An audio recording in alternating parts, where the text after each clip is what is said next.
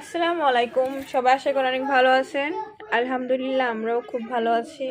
তো এটা হচ্ছে দেখেন, গ্রামের বাড়িতে থাকলে বিশেষ একটা সুবিধা পাওয়া যায়। দেখেন এখানে অনেকগুলা কলা, সব কিন্তু আমার কোনো পরিশ্রম ছাড়াই হয়েছে। জাস্ট গাছ লাগিয়ে রেখেছিলাম, সেখান থেকে হয়েছে। দেখতে অনেক সুন্দর, খুব ভালো লাগতেছে দেখতে।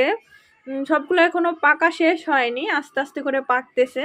এটা হচ্ছে ওপরের 2 ফানা, মোট 8 ফানা। আর এখানে অনেকগুলা করে কলাম, 4 হালি, পুরা 4 হালি হবে। 4 হালি করে কলা হয়েছে। আর সাইজটা অনেক বিশাল।